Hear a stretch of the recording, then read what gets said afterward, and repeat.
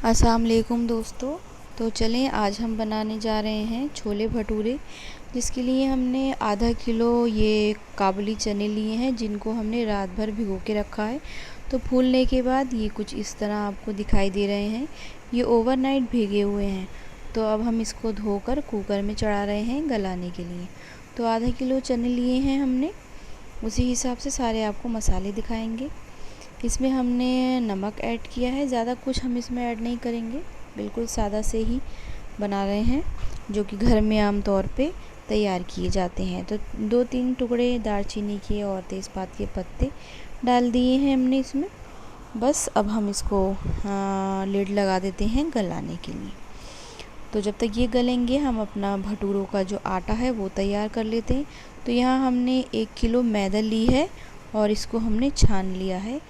1 cup भर के हमने सूजी ली है, यानी कि सेमोलिना। इसको हमने इसके अंदर शामिल कर दिया है।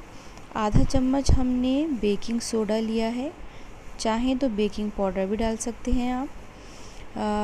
हमने इसमें क्वार्टर कप दही लिया है, समझ लें कि पौन कप दही होगा। और 1 कप भर के हमने फुल फैट मिल्क लिया है, यानी कि दूध लिया है 1 कप। हमने इसमें अब डाला है 1.5 चम्मच नमक और 1/4 कप हमने ऑयल लिया है, ये रिफ़ाइंड ऑयल है। अगर ये स्पून से नापें तो 3 स्पून होंगे, यानी कि 3 टेबल स्पून। तो ये सब चीज़ें हम इस मैदा में ऐड कर चुके हैं। अब हम इसको धीरे धीरे गूंदना स्टार्ट करते हैं। तो एक हाथ से नहीं गूंद पाएंगे, तो इसलिए गूंदने के बाद हम आपको दिखाते हैं कि ये किस तरीके से गूंदने के बाद तैयार हुआ है। तो देखें कितना सॉफ्ट सा डो बना है। मैदा को सॉफ्ट ही रखना है, टाइट मत रखिएगा, क्योंकि टाइट रखने से भटूरे आपके सॉफ्ट नहीं बनेंगे। तो अभी हम इसको ढक के रखते हैं 2.5 से 3 घंटे के लिए। उधर देखते हैं छोले हमारे गल चुके हैं। 6-7 सीटियों के बाद हमने इसे खोल कर देखा तो ये बिल्कुल गल चुके थे। तो चलिए अब हम इसको बनाना शुरू करते हैं। कढ़ाई में ही बनाइएगा, कढ़ाई में छोले ज़्यादा सही से बनते हैं। तो इसमें हमने मस्टर्ड ऑयल शामिल किया है। हम खाना ज़्यादातर मस्टर्ड ऑयल में ही बनाते हैं, तो आप जिस ऑयल में बनाते हैं आप वो ऐड कर लें।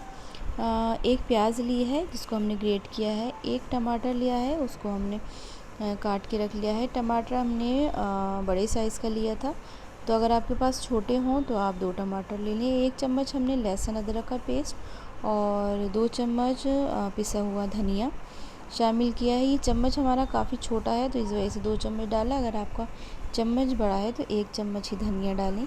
1 चम्मच हमने पिसी हुई लाल मिर्च शामिल की है और आधा चम्मच हमने इसमें पिसी हुई हल्दी शामिल की है। आधा चम्मच ही हमने इसमें लिया है पिसा हुआ गरम मसाला। तो तेल जैसे ही हो गया, इसमें हमने थोड़ी सी हींग डाली है और साथ ही प्याज जो हमने आपको दिखाई थी वो हमने ऐड कर दी है।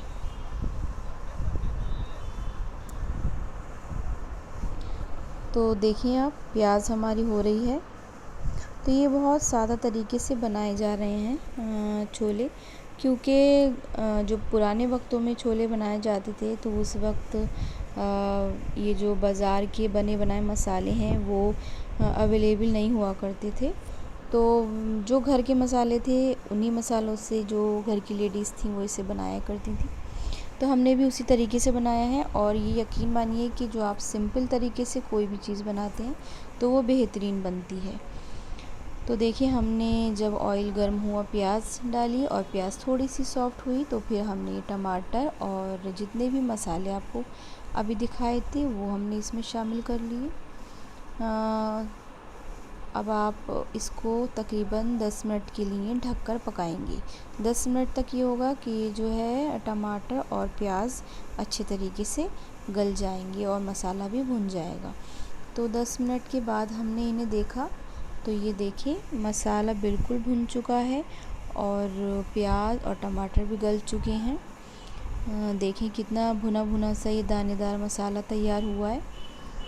तो अभी इसको हम थोड़ा 5 मिनट के लिए और भूनते हैं। उसके बाद जो फिर हमने चने हमने उबाल कर रखे हैं, छोले, वो हम इसको शामिल कर देंगे इसके अंदर। तो हम कुकर में से ही छान छान के इसे डाल रहे हैं, इसलिए क्योंकि ये पानी जो है इसे हमें फेंकना नहीं है। इस पानी को हम इसी की ग्रेवी में इस्तेमाल करेंगे। जितनी हमको ग्रेवी पतली रखनी होगी उतना पानी ये जो चनों का है यही आप इसमें शामिल कर देंगे।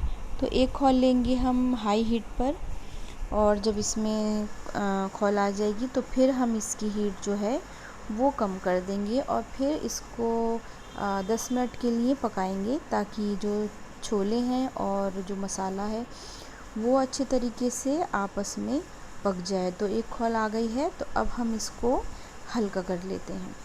देखिए हमने हीट को कर दिया है हल्का, और अब हम इसको ढक रहे हैं, और ढकने के बाद 10 मिनट तक पकाया। तो 10 मिनट के बाद देखिए आप, मसाला और छोले बिल्कुल मिल गए हैं आपस में।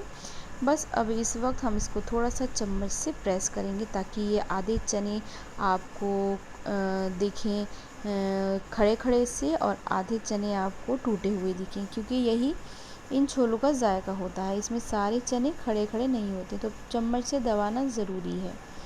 तो जो कुकर में पानी रखा था चनों का, वो हमने अब इसमें शामिल किया है, और अब से लेकर 10 मिनट तक और हम इसे पकाएंगे, ताकि मसाला अच्छे से घुल मिल जाए, और पानी जो है जितनी हमें थिक इसकी ग्रेवी चाहिए फिर वो वैसी तैयार हो जाए। तो बस तैयार ही हो चले हैं ये। इसमें हमने नमक नहीं डाला, क्योंकि जब हमने चने उबाले थे तो उस वक्त हमने इसमें पानी में नमक ऐड किया था, तो वो पानी हमने ग्रेवी में भी डाला। तो नमक हमें ठीक लगा, अगर आपको कम लगे तो फिर आप इसमें नमक डाल सकते हैं। तो देखिए बस तैयार हो गए हैं हमारे छोले। हमने इसमें हरा धनिया डाल दिया है, और अब हम इसको साइड करते हैं और भटूरे बनाना शुरू करते हैं।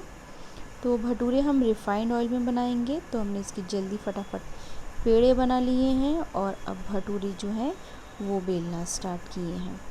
कोशिश करें कि रिफ़ाइंड में ही बनाएं, क्योंकि रिफ़ाइंड में भटूरे अच्छे बनते हैं। मस्टर्ड ऑयल में भटूरों को कलर डार्क हो जाता है। तो देखिए कितने बढ़िया ये भटूरे फूले फूले से बिल्कुल हलवाइयों वाले बने हैं। तो देखिए माशाल्लाह बहुत ही अच्छे फूले फूले ये भटूरे बनकर तैयार हुए हैं, और बहुत ही ज़्यादा सॉफ्ट हैं। ये बिल्कुल भी टाइट नहीं, और बहुत ही लाइट हैं खाने में। आपको खाकर इससे कुछ भी भारीपन नहीं लगेगा। तो भटूरे जब आप बनाएंगे तो आपको 2 लोगों की ज़रूरत पड़ेगी, क्योंकि एक अकेला इंसान भटूरे नहीं बना सकता, और अगर वो बनाएगा तो फिर वो काफ़ी देर में बनाएगा। इस वजह से ये देखिए माशाल्लाह कितने फूले फूले से ये भटूरे तैयार हुए हैं। तो ये हमारे घर में बन रहे हैं, हमारी भाभी ने बना